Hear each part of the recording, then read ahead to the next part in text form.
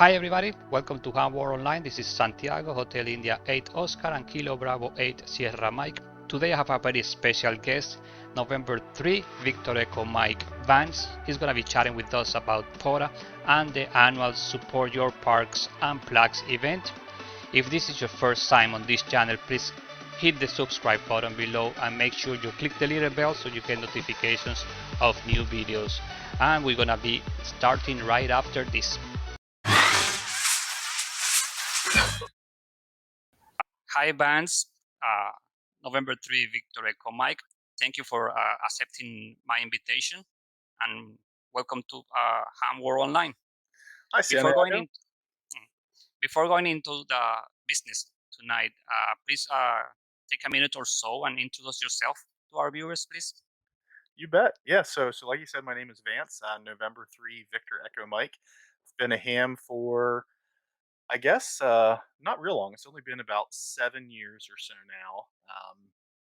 But in that time, I basically got my start very heavy in portable operations because I was traveling a lot for work. So I did a lot of portable operations just because it was something to do when I was out of town for work. I could play radio and stuff like that. So it was a good hobby for a traveling person.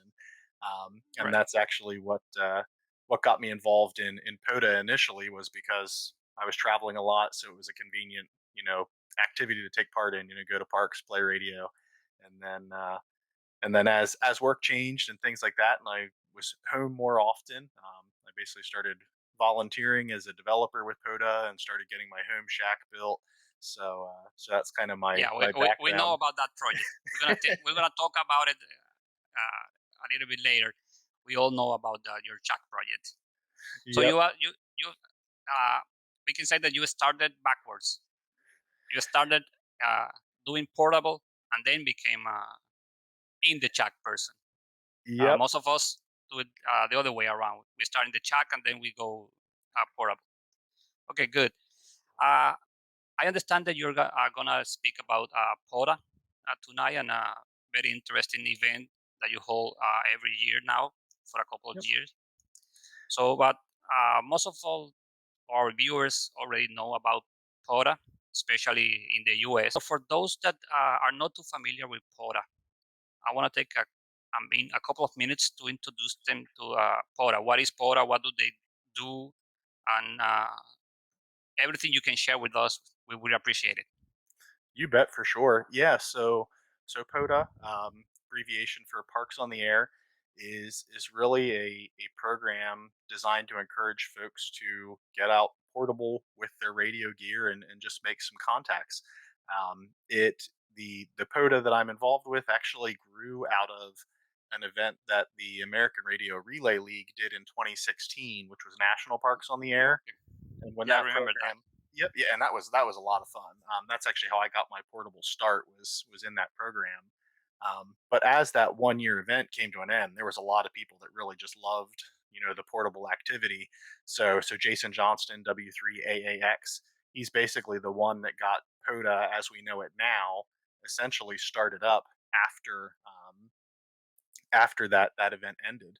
So Jason was kind of the brainchild of the POTA in Mhm. perpetuity program. So Yeah, actually he was during the weekend. He was in a YouTubers Handfest online, and he was interviewed and he spoke about how he wanted to follow national parks on the air with POTA after it ends.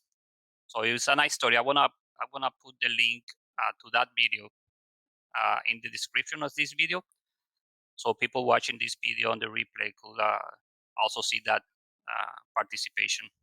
good deal. Yeah, yeah. And in that video he talked a lot about the history of POTA Yeah. and things like that. So yes, so that's kind of what it is in general.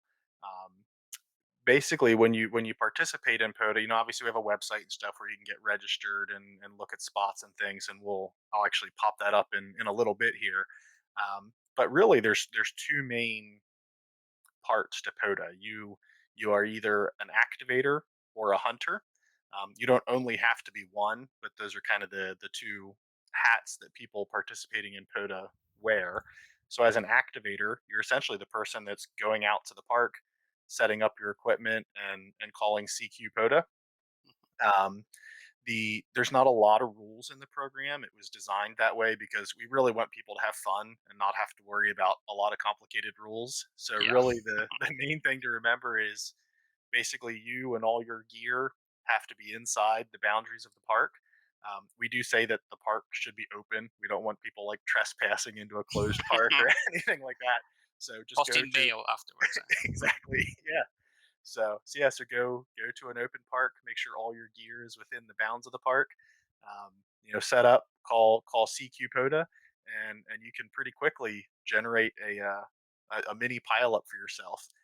As an activator, you have a lot of options. There's in the U.S. There's six Thousands and thousand thousands. ish parks. Yeah, um, and there's parks all over the world now. We've been adding more and more countries as we go. So we always tell folks, hey, if you live in a country that doesn't participate in POTA, reach out to Jason, and he'll say, "Thanks for reaching out. Mhm. You volunteered. Put together the list for us, and we'll get the parks in the system." Yeah, actually, So, I was surprised to find out that we have over 65 parks in the Dominican Republic.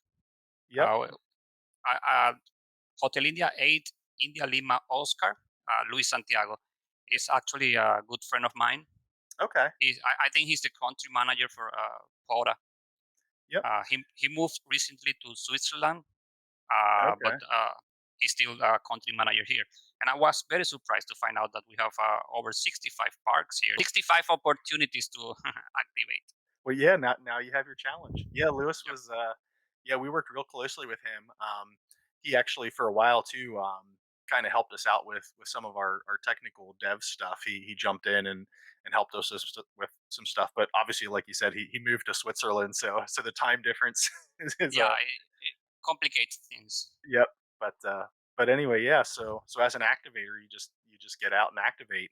Mhm. Um, when you're done with your activation from our website, there's a link that you hit to basically email your logs in, and then we have a bunch of volunteers that process those logs. And as a hunter, it's even easier. Basically, plunk down in your shack, either look on the spotting pages to see where people are or tune around the bands. And if you hear somebody calling CQ POTA, you answer them, and that's all you have to That's it. do. Yep. You From you let the activator do the work. Yep, yeah, the activator has to do all the heavy lifting. The For giving the hunters credit, we do it based off of the Mhm. activator's logs. So if your listeners or viewers haven't registered for POTA, I always tell people, hey, register. A lot of people when they register without even realizing it already have some contacts Yeah, waiting for them in the system. So yeah, I did that. I must confess that I only have one park work as a hunter, but I plan to do more. But I did it like that. I created my account with POTA, and all of a sudden there's a Kentucky park that I work that I didn't even know that it was a POTA activation. So it's a bonus point for me. yep. Yeah, and there's you find quite a few like that because there's a lot of like there'll be clubs that will do like a club event in a park and they'll make contacts and then submit their logs afterwards. So because we don't make the rules like really restrictive, there's not like a specific required exchange other than what you would do as a standard exchange on the Yeah, air. s- We tell normal people cues. yep, normal QSO is really the only rules. So a lot of times folks will be in a park, just kind of dinking around with their radios, or a club will be out doing something and they'll send the log in afterwards, and that's really all that's required.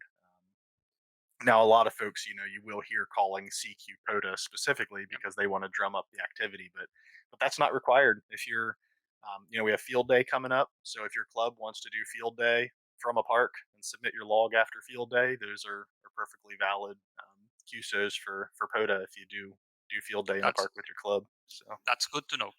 You yep, can have both things. You can do the field day and the park at the same time.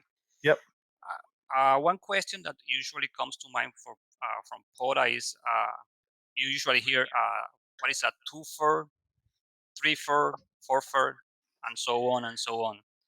I have an idea of what it is, but could you please tell me a little bit more? Absolutely. Yeah, the two furs, three furs. I know there are some four, and I think at least one or two five furs.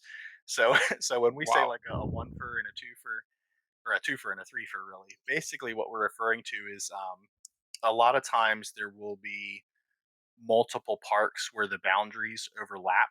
So a real good example, near where I live in Pennsylvania in the US, is there's a fairly sizable state park that also has a trail running through it. So the state park is a park, but the trail system is also actually its Okay. own unique park. So if you set up where you're within the bounds of both parks, that's basically a twofer. Okay. And there's some places in the U.S. where there'll be like a state park that's inside of a national park that has a trail running through it, and so then you get a threefer because basically you can be in three parks at the same time.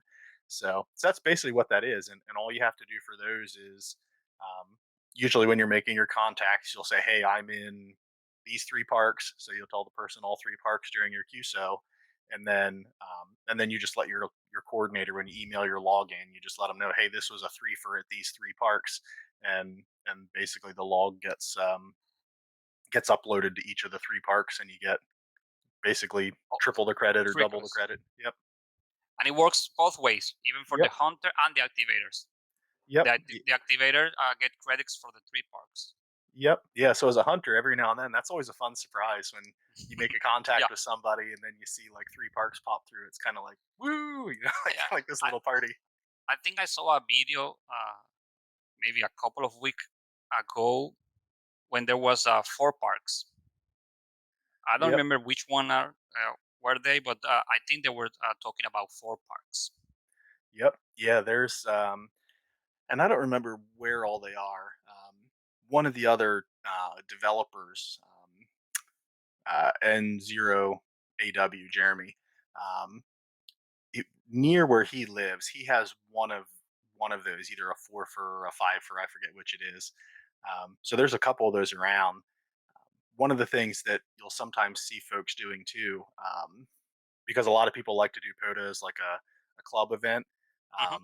They'll often, in addition to making their normal QSOs, they'll make sure they take a couple HTs with them. So the different members of the club will kind of go to different ends of the Ah, club, and they'll kind of make two park to meter, park. 70 centimeter park to park. So if you get, Oh, if I'm in a three fur and you're in a four fur, and we make a park to park contact, wow. that adds up Jackpot. exponentially Yeah, because because you got my it's the first park to your Powerball. fourth. If it is the Powerball of Pota. Yeah, exactly. The power. Yeah, that's a good way to put it. So, so yeah, there's folks like to have a lot of fun with that stuff, and we, we encourage people, hey, go out and make the contacts. The Again, with because we don't have a lot of restrictive rules, we allow Mhm. people to submit logs where they make park to parks if they're both in the same park. Is really the way we see it. If the public sees a bunch of people running around in a park talking on their HTs, they're going to say, "Hey, what are you doing?" And it's It's, really yeah. just a chance to talk about ham radio, and it's good PR for the Explain hobby. what it is, So, what we yep. do. Yeah, So yeah, yeah. anything that We are ambassadors of e- ham radio. exactly, yeah, anything that gets people in the public and doing our hobby in front of the public eye is all good in Proto World. So Yeah, and I guess you normally have the same answer that we hear here.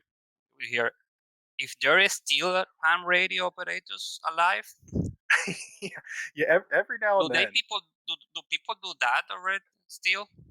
yep, yeah, I hear that, and the the thing that I probably run into very often, which for me I like when I get asked the questions because it really gives me a chance to talk about the hobby.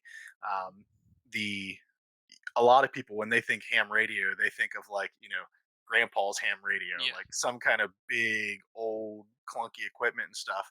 So for me, yeah, it's a chance to say, oh no, like we're like on the cutting edge of technology. We have this really cool stuff. Like we're yeah. We basically have just a bunch of electronics yeah, nerds. we have SDR, we have satellite now, Yep. we have remote operation. Yep. So yeah, it's fun to talk about all that stuff when we get the chance. And obviously, if you're in a park, all the better because then we can talk about radio, and Yeah, then you always get the chance to say, yeah, and it's it's like a hobby of 1,000 hobbies. So like one of the things I do is yeah, I like to go out to parks and set up and do this, out in the parks and enjoy the yeah. sunshine. That's the beauty of it. Yep, There's anything for everybody. yep, you got it. Yeah. You mentioned bands a little bit earlier. The page, the web page. Yeah, I heard the good news that you just recently launched uh, a page. we I did. think POTA Apps. I think. Yep, yeah. I'll share it here so that your viewers can see it. Yeah, Um, sure. and we'll actually talk about later on when we talk about the event that's coming up. This the new website will actually be real helpful for folks participating in that event. So once we pop it up here and stuff, we'll talk about that. But yeah, basically the new website. Now the way I have it set up right now is I like to put it into dark mode. So the new POTA.app, you get a lot of like modern preferences. Hmm. So you can, if you're like me and you prefer a dark screen, we have this option for late shift mode. If you're an activator, that's great because if you're out at night, Yeah, rather than having this bright blaring white screen, you can flip this on and it's a lot easier yeah. to work with. We all like the mystery of a dark screen. Yep. So basically, you get just like the old original POTA site. You basically can have either a card view, like I'm looking at here, or you can have a table view of the spots if you like a more traditional table view. Um, but the things that have really changed with the new POTA app as far as the spotter goes, and Jason talks a lot about this in that video you Yeah, mentioned, but basically all the features that people have been asking for, we built into this. So you can now like sort and filter by bands. So if you're a hunter and say, hey, I only have gear for 40 meters, so I don't need to see the other spots. You can do all of your sorting and filtering by yeah. bands and modes. Or for Um, example, I only have 40 meters open right now. Let's see what's on 40. yep, yeah. So exactly, you could say, hey, it's night. 40 meters probably the only thing that's going to work for me. So Hmm. you can kind of check out what's going on there. Um, you can also, because we have all the different countries in now, you can at any point click and see the DXCC prefix for all the various countries that might be on the air. So right now it's just US stations, but you'll pretty Okay, often see. that's Seems good. like the Japanese station. I see a lot of Japanese stations on FT8 pretty often doing some POTA activations and stuff. So there's new features there. If somebody goes QRT and they put that they're QRT in their comments, you can choose to hide that so that you're not looking at spots that are kind of like dead spots because the person shut down. So if I choose show QRT, they will be presented on the screen. If I show high, I will only will be presented the ones that are active. Yep. So like if we look at this one, N4CWB, seeing his comments, he said QRT, thanks. So you can see the spots grayed out because our system picked up that he put QRT in his comments, so we grayed out the spot. But if we just want to hide it completely, we can just hit hide, and then we won't see those QRT spots anymore. Excellent. Um, and then as you spot folks, so if you're sitting at home hunting and you hear somebody, we encourage people, every time you work somebody, respot them, Yeah. just to keep their spot live and active. Mhm. So if you respot somebody, basically you'll get this little checkbox will change green to indicate that hey, you spotted this person, and then you can also mark to hide the ones that you already contacted, so that if you're looking at a big list, so this is kind of a sneak preview. If, Yeah. if it's a really busy weekend and there's lots and lots of people on the air, make sure you're respotting the folks that you work because then you can kind of hide them off your list. So you can kind of check off and say, okay, I Yeah. worked this person, worked this person. It's like a So, to-do list. yep. So that's a real nice feature. And then there's obviously a whole bunch of other stuff that was baked in here. The POTA.app eventually will replace all of the various sites we have right now. So like right now we have the stats.parksontheair.com where a lot Hmm. of the leaderboards are. and where you can log in and register. But a lot of that stuff, most of that stuff, has now moved and is available in POTA.app. So we can hit our hamburger and we can go to our leaderboards. So top activators, top hunters. You can see all the rules and FAQs and stuff like that. Yeah, you won't find me there, but Yep. And you can go to, in your preferences is where you can kind of mark, hey, I want these awards, I don't want those awards. You can set, your call signs. If you have multiple call signs, you can make sure you have your multiple call signs tagged on your profile. So a lot of the functionality that was um, very rudimentary in mhm, stats.parksontheair.com has now been made very nice and presented yeah. very nicely. So May I interrupt you a second? yeah. Uh, in call signs, that's a question I have for myself. Probably a lot. Some of our viewers will have the same question. For example, myself, I have two call signs. My Hmm. local call sign in Dominican Republic, Hotel India 8 Oscar, but I also hold an US call sign, which is Kilo Bravo 8 Sierra Mike. Can I have both call signs on my user, Yep. or should I separate both users? You can actually you actually should have them on just one user. So what we tell Okay. folks, technically in POTA, we're giving the, like, I don't know if I want to say points because we're really just counting contacts. We're not Mhm. doing like a point system. But all of the awards and things we do, we're awarding them to an individual, not to the call sign. So if you have multiple call signs, all of your activity counts towards your For one. awards. Okay. So yeah, if you have multiple call signs, you just hit add a call sign, and you can add another call sign to your profile. So like for me, you can see I have multiples. I have my old original call sign when I first got licensed, and I have the dates marked in there, so it shows that it's expired. My Hmm. current call sign, which I have set as my primary call sign, but often when I'm out portable, I will announce myself as N3VEM stroke Okay. mobile or stroke portable. Or I took a trip to Canada, so I was, to abide by the SEPT agreement with Canada, I was announcing myself as N3VEM stroke VE3. Hmm. So you just add all of those variants to your Okay. profile, and then you'll get credit So for all of your for whatever activity. QSO you make with one, adds to the whole tool. Okay. Yep. Perfect. And Thank you. really this primary, this is really just for display purposes. So all of your activity under all of your call signs counts for you as a person, but you can indicate which call sign you would like to have show up on the leaderboards and things like that. So whatever you set is your primary. That's just the one that shows up on the leaderboards. It's the one that we would Okay. put on your certificates and stuff like that. Yep. Great. So Great.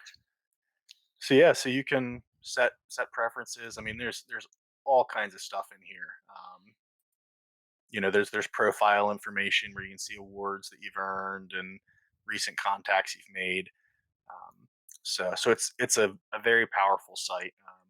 I want to show my viewers something that I saw on Jason's presentation, or it was Matt. One of those two. I don't remember which one was.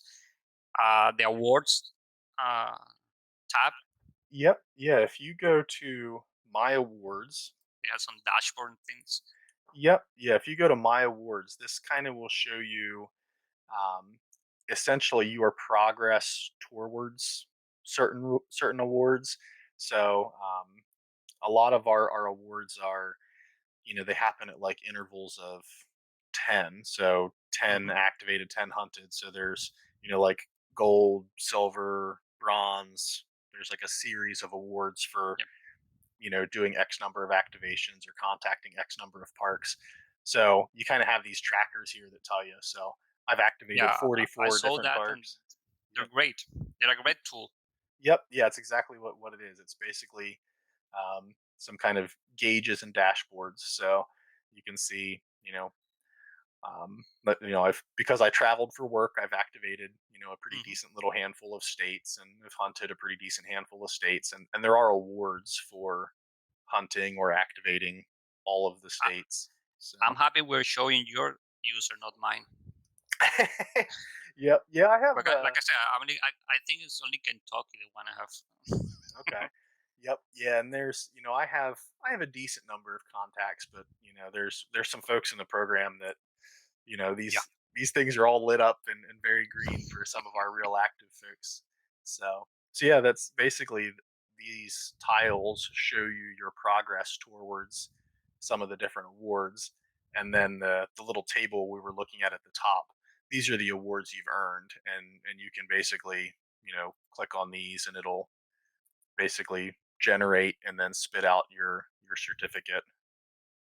Okay, so you can download it, print it, save it, Yep. put it in the cloud, whatever you want. Yep, you got it. And yeah, the well, this is where I'll do a little bit of self plugging here. If you like the automatic generation of the awards, this is actually the thing that's my main focus. So um, basically, it used to all be manual. People would get awards. Jason would have to make them and email them and stuff. So my main hat as a developer has actually been automating the awards so that people could just click them and download them instead of Jason having to manually make them all the time. That's good. So, yep. So, How and many there's how many awards you give out like on a yearly oh basis? boy, if people join the Parks on the Air Facebook group, Jason does announcements pretty much every day or every other day. Hey, there's a new batch of awards, because he does go through and just click a button to manually approve them, and Mhm. it's dozens every day. So there's a lot of activity, a lot of awards So to be earned. so we can say that Jason owns you like a box of cigar or a nice Scotch whiskey. Yeah, yeah, yeah. Well, and Jason is very much a whiskey guy, so yeah. Every now and then he reminds me. He's like, yeah, sometime when pandemic conditions are better, we'll have to get together and I'll have to buy you a whiskey. So yep, So what else is on the new POTA app? yeah. So we started at the spots. You can also go to activations, and this is basically scheduled activations. Now you're Okay. not required to like pre-schedule your activations, but a lot of people do.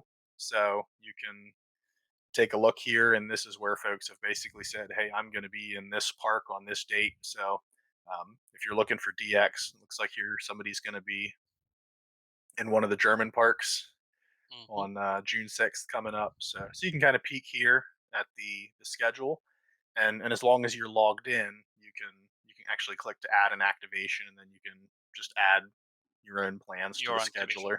Yep.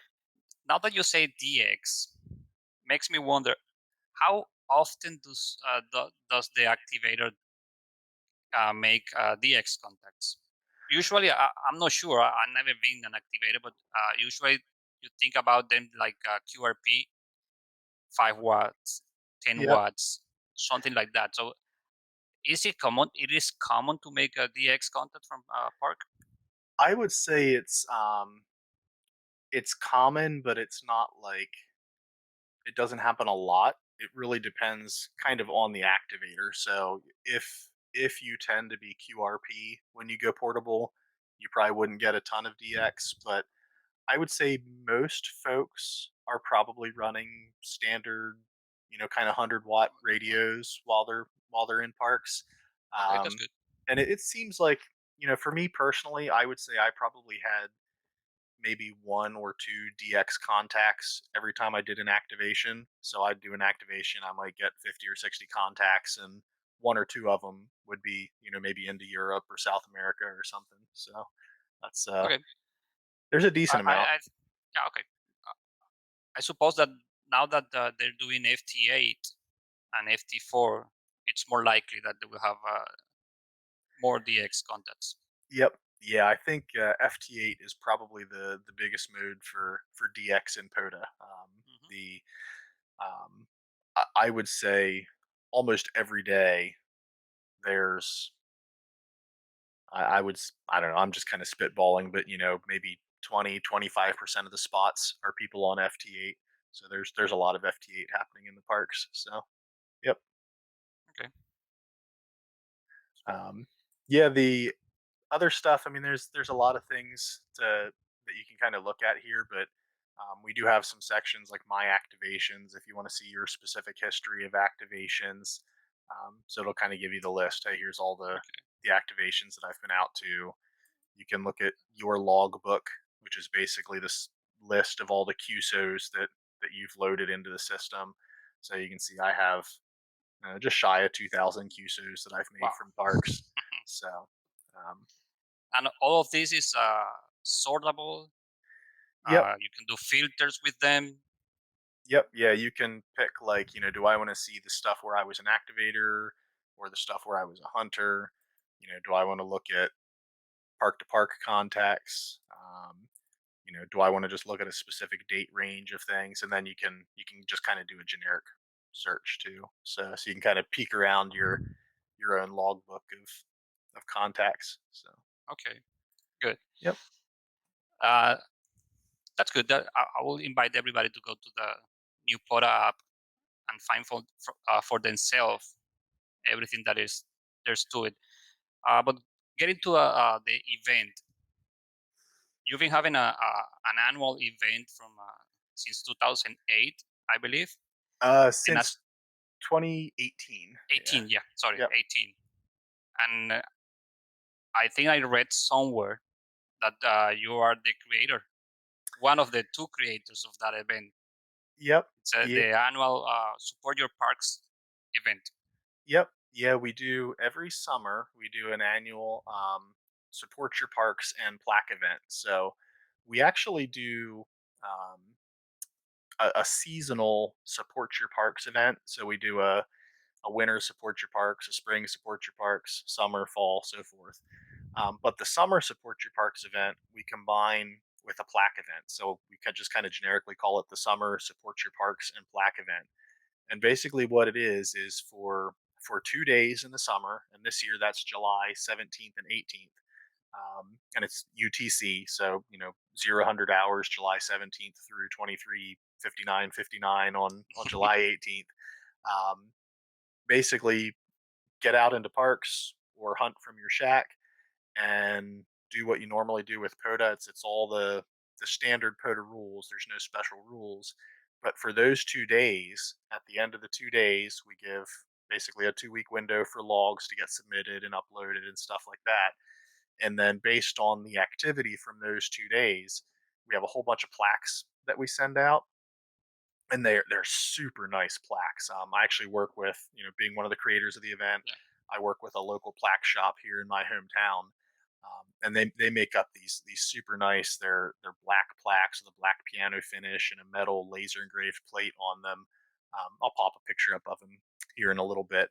Um, Okay. but basically we give plaques out for there's 11 plaques. Now we'll test my brain, see if I can Wow. remember them all. Yeah. But there's plaques for most contacts for an activator and a hunter. There's plaques for most voice contacts for an activator and a hunter. Most CW for activator and a hunter. Now the CW one is kind of special. The activator award for CW, we actually have named in memory of N2CX, who was an operator who was really big into portable operations. He was a Yep. big CW op, and a lot of people who were involved in POTA credit him with being the reason they got into CW for portable operating. So we have our N2CX Memorial Award named after him because he has unfortunately passed away, but he was a big influence on a lot of people in the program. So that's our CW category. Tribute. Yeah. That's Yep. And then we have digital, so same thing, most contacts for digital activators and hunters. And the then there's a rover and a chaser plaque. So the rover is the person that activates the most unique parks in the 2 day weekend, and the oh, chaser is the person that hunts the most unique parks in the 2 day weekend. And then the last plaque is a club plaque. For those categories, a couple highlights. The rover plaque last year, and all the different people that I've been talking to about the event, telling about Justin and Justin's feat last year. I don't know if it will ever be topped or not, but last year Justin planned out taking advantage of the twofers and threefers and things that we talked about. He activated 52 different parks in the 2-day In the weekend. 2 days, In 2 days, I think he in slept like 3 hours, yeah, in and 48 hours, 52 parks. yeah, yeah, I mean, it was just it was insane, like, it's funny because the I had a bunch of family stuff going on, so I myself Mhm. only made maybe a dozen contacts last year as a hunter, but, like, all day long, I'm just watching the spotter, like, "Where's Justin now? Where's Justin now?" Because he was just, like, fast, Wow. fast, fast. It was really exciting. So, I don't know if he's planning on trying to make another run like that this year or not, um, Wow. but that was For sure, it will exciting. be hard to beat. Yeah. Yeah. So yeah, so that's the fun thing there. The digital ones, I like to really talk up the digital because the event is very big. There's a lot of people that participate, but if you really want to chase a plaque and win some hardware, I tell people that the digital category is very attainable. And Jason, our program administrator, he's a big digital modes guy. He loves digital modes, so he wanted to make sure that POTA was super friendly to digital Yeah. modes. So the way we do our digital contacts is different than a lot of other programs do, even like the ARRL for worked all states and stuff. We actually do our digital contacts unique by individual mode, not just digital as an Digital per umbrella. se. Okay. So if you and I work each other on FT8, that's one contact, we could immediately switch over to PSK31, and that's another unique contact because it's a unique digital mode. Yeah, different modes. So Okay. we do it by unique modes, not just, hey, everything digital counts the same. Even So, even FT8 and FT4. yep. So you could go Okay. from FT8 to FT4 to PSK31 to RIDI To to Livia to JT69. Yeah. Thor to, yeah, you could just work your way through all the digital modes. Um, so that's a very That's attainable plaque interesting. Yeah. if you're eager. So I that's think that will be my category. yep, I will try to make it digital. yep. So yeah, that's one that I encourage people, like, the most, I'll be the first to admit that to get the most contacts as an activator or a hunter, um, depending where you live, that can be easy or hard. If you're in uh, in the Northeast where there's lots of population and lots of people, it's easy to Hmm. rack up those big numbers. But if you live in the Midwest or West of the U.S., it can be a little more challenging. And Yeah. for DX stations also, because there's not quite as much activity internationally as there is in the U.S. right now. Hmm. Those big numbers might be hard to reach, but some of those specialized categories, a lot And of people can take a shot at. you don't have multipliers, so one contact, one point, Yep, sort of yep, speaking. Okay. yeah, and it's basically one what we call our unique contacts. So you can't Hmm. do duplicate contacts, but wait, what makes a contact unique is the combination of, hopefully I can remember them all. It's the combination of band, mode, park, and band mode, park. I think that's pretty much it. I feel like I'm missing something. But basically, like if you change, Let me look for the Jeopardy yeah, sound. yeah, Tang, tang, tang, tang, exactly. tang. But yeah, Yeah, if you change yeah, it makes sense. bands, modes, parks, then then it's a unique contact. So Do you have to be a member of POTA or have an account on POTA to participate? I yeah, you like. have to, if you want to win a plaque, you do for sure. As an activator, the only way to have your activity count towards a plaque is you do have to be registered on Yeah. POTA. As a hunter, contacts you make with activators will count for the activator if you're not registered. But if you're not registered, obviously you're not eligible for the Yeah. award because the system doesn't sum up your totals and stuff unless you're registered. So Yeah, but if I guess you're this is a great opportunity to register yourself. yep, yeah, If you do it, just register. You never know. yep, and you can do that right from POTA.app. So anybody who's watching you that's not registered. Now, right now we see my call sign because I'm logged in. But if you're not logged in, you just see an option here to sign in or register. So It's pretty simple to do.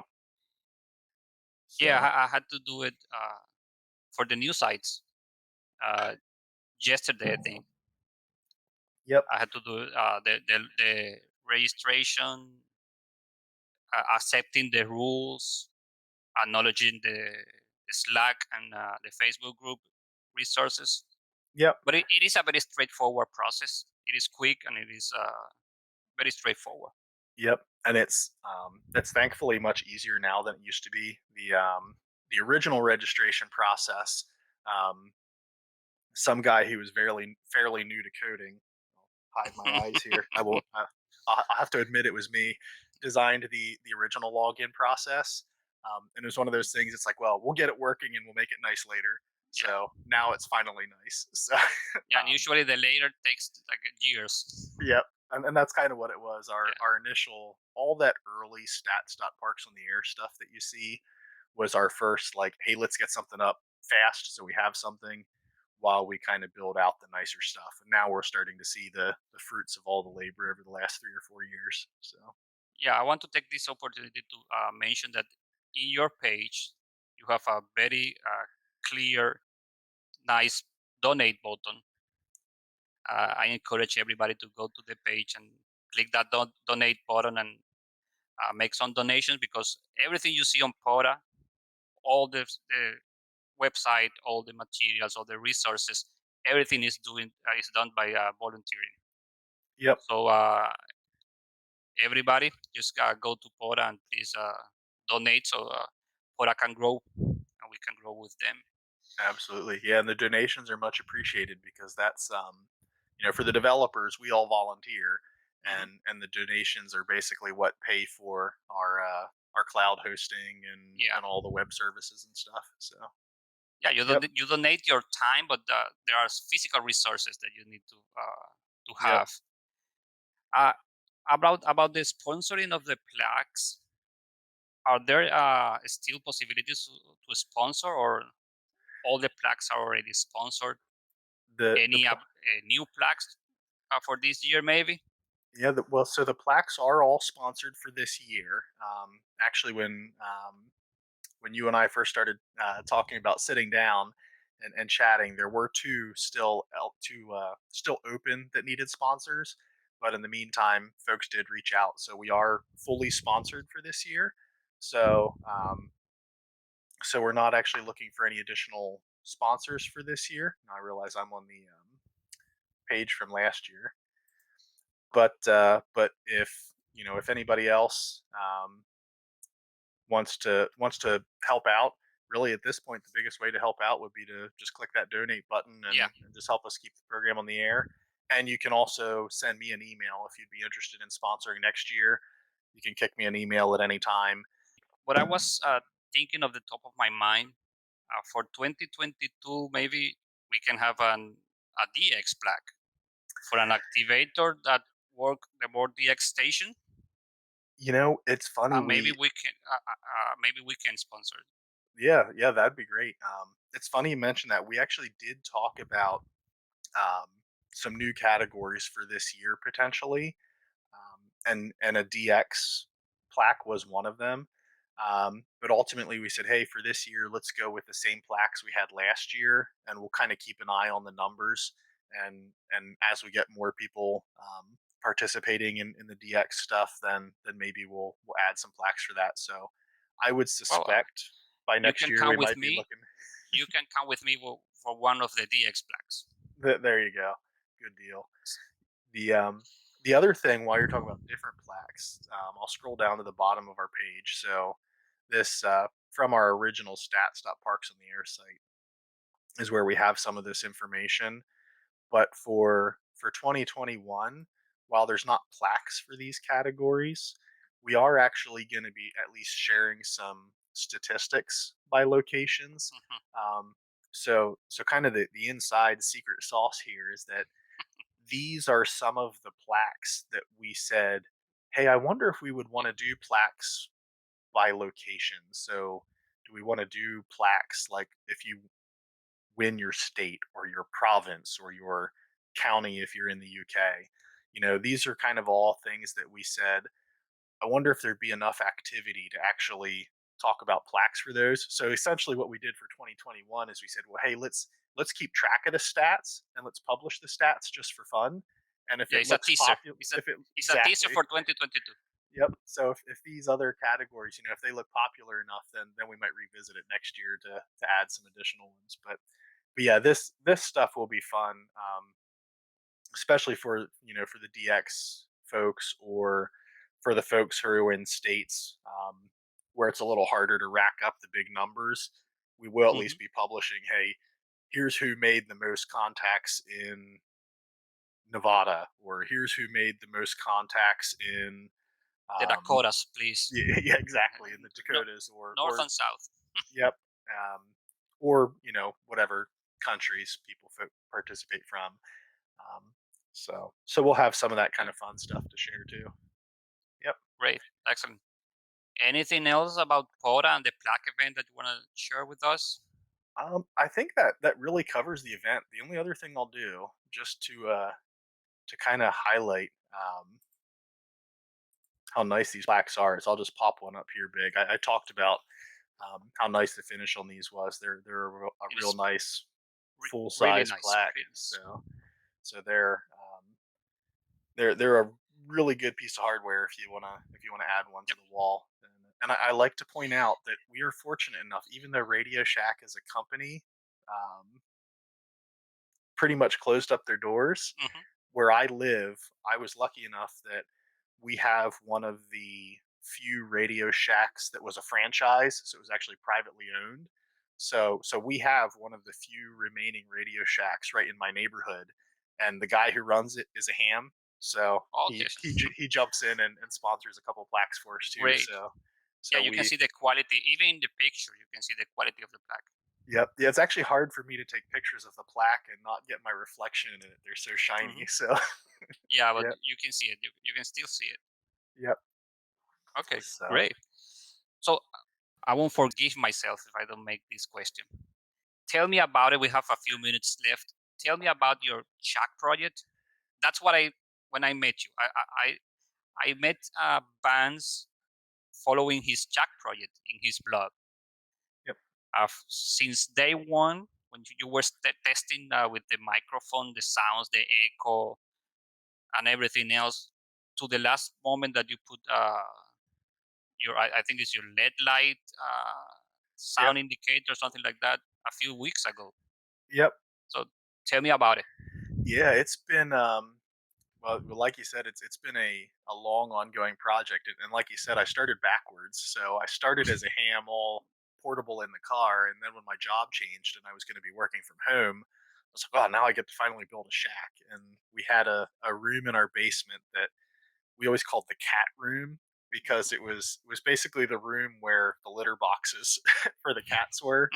Um, but we did an addition, so the litter boxes moved into the utility room in the addition, and then this room that I'm sitting in now was basically an empty concrete cube that was kind of my open slate to start my shack with.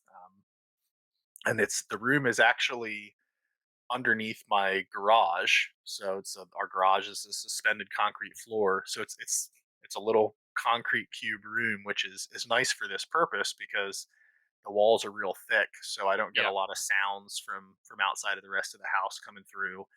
Um, but because it was concrete, there was a lot of echo. So early yeah, on, it was fun. As I went, I would every now and then just using my phone, I would just make recordings yeah. in the I room. remember those videos Yep. in your blog.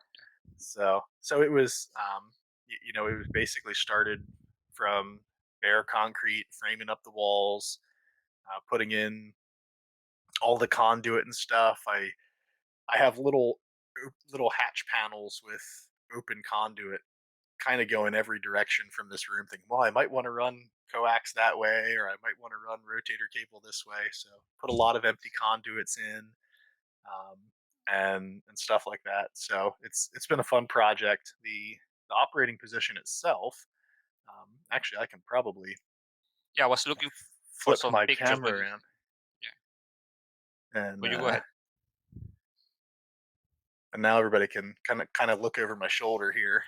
Hmm. So this is the operating position. So what I basically built was, It's beautiful. thank you. Yeah, so I built the wall that's right in front of me here is actually 4 feet in from the back of the space, and then over here, this wall is actually about, I think it's 3 feet in from the left of the space. So I actually have a little door here that I can actually walk around behind all the equipment. So by doing that, you can see like my mixer, I was able to actually mount Hmm. in the wall, and my rig, the same thing. I have kind of like poking Built through in, the yeah. wall.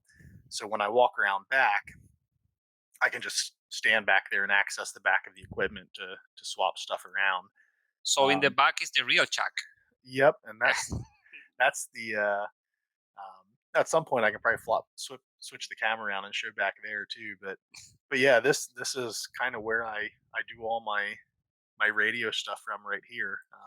Some of the more recent additions, um, that's been a while now, but initially I just had the monitors mounted right to the wall. But then I recently built this basically Mhm. box to hang around the monitors, put LED strip lights underneath of them here, and then actually the project that you mentioned more recently, I now have these little VU meters here in front of Yeah. me.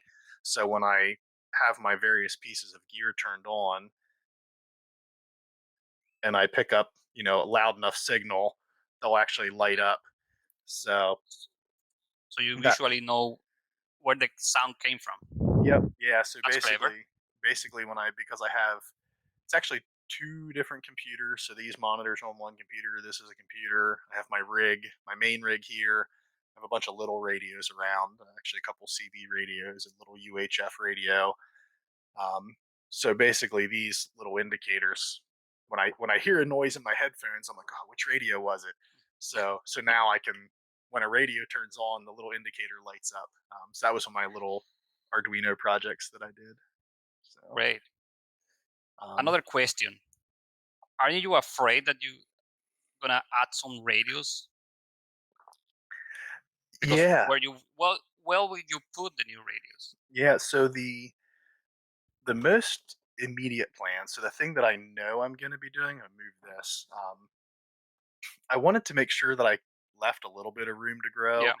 Um, so when I did installed my main radio here, um, I don't know if you can tell on the video, but it's actually a little bit off center. I actually did Yeah. that kind of on purpose as part of the ergonomics because when I'm sitting here at my keyboard, I didn't.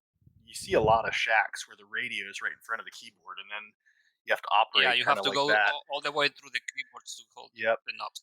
So basically what I did here is I actually took a piece of cardboard, cut out the size of the rig and drew the knobs and stuff on it. So I purposefully put the radio where when my arm was laying beside the Hmm. keyboard, I could kind of hit the big knob there. Yeah. So basically what that did is where my giant head is, I have basically kind of a matching space on the other side. So I do at some point want to add basically a second rig over here, for the main thing would be VHF, UHF all mode, but I've been kind of looking at some of like the FT991A type Yeah, rigs, so it that if is great. It is yeah, good. It is great radio. I have so one, but it is not an. It's just a 991. It's not okay, a non-A, and it okay, is great. I yep, mostly use it for uh, UHF and VHF. My main radio is a flex radio, okay, so it's a box. okay, yeah. Well, Wi- actually, I see the slicers from the Flex. I see on the monitor yeah, behind you there.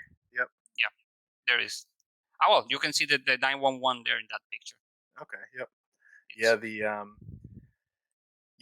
The goal with leaving that space was primarily VHF, UHF, but I've been looking at those rigs mainly thinking, well, if I ever want to get into this fancy, single operator two radio stuff, it might be nice to mhm. have two HF capable radios. So, Yeah, so I have like most. space here. Okay, so Yep. you have room to grow. Yep. Yeah, space there, and then I actually just added. Actually, I think you're probably the first person that's seen this because I haven't even put pictures of this on my blog yet. But So down here, exclusively for Ham World Online. yep. But basically, what I built down here was basically an addition to my desk that's built in. that on the top here is actually my Go box that I use when I go do portable activations. So I can slide it out, throw it in a box, and take it portable. But when I'm here at home, I can slide it in. So I have my 897D and a power supply mounted Okay. there. And then kind of just below the frame of the video, I actually have a Motorola repeater, which isn't on the air yet, but it's my intent to get that Motorola repeater on the air. I haven't decided exactly what I want to do yet with that. I'm thinking I might want to try to set up something and make it like a an all star node or hook it up to IRLP or something like that. But that's a more Great. recent addition. And then yeah, for all like the fancy stuff, all the wiring, that's all behind the Yeah. wall. And then it does run kind of around the corner. And I'll actually do a couple more camera angles here for you. Um, Another one of the new pieces that I've done that again I haven't had time to get um, actually my own blog posts even written is I started building out this patch panel right here. Yeah. I saw that. Yep. So basically all the rigs come to here, all the antennas come to here, and then I can just kind of swap stuff around as I'm experimenting. And then obviously the all important refrigerator for cold drinks during Yeah. long contests. Great. And everything is on the within arm's reach. Yep. Yeah. I've got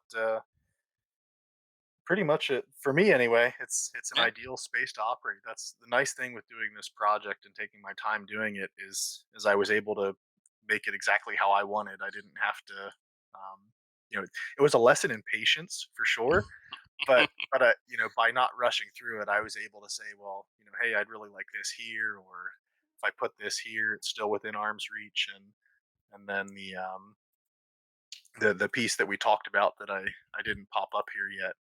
Um, in the kind of the space on the opposite side of the wall for me is is basically I have all the Yeah. conduit That's and it. the backs of my gears Behind the sticking through. scenes. That's behind Yep, the scenes. basically all the important stuff is kind of tucked away back there, and the gray boxes that you see on the wall. Inside of those is where I have like little Raspberry Pis and Arduino cards and stuff like that tucked that do some of the Mhm. automation functions and stuff in the shack. So Great. yeah, that's kind of the highlight anyway. I was gonna say that the most important thing to have in mind is knowing what you want. When you have a clear idea of what you want and how you want it, it's just piecing the things together. Yep. So yeah, and that's and like all good Great. shacks, I made sure to leave myself a little bit of workbench space too. So Yeah. have my soldering iron and stuff tucked around the You have corner to have here. you have to have a workbench. Yep. Well, Vance, thank you very much for spending this time with us and talking about the POTA and your track. I really appreciate it. I wish you all the success on the event. I'm gonna be participating. I promise you that. Uh, Very likely in digital modes, but I will participate. So thank you very much, Vance, and I hope to have you once again. You bet. Yeah, thanks for having me on, and yeah, hope to hear you on the air that weekend, and for sure, yeah, we'll definitely have to do this again. Okay. 73. Thank you. Yep, 73s. Well, guys, that was all for today. Thank you, Vance, once again for being with us. If you like the video as much as we did, please make sure you click the like button. And if you have any comments or questions, please use the comment section below. Until next time, this is Hamworldonline 73.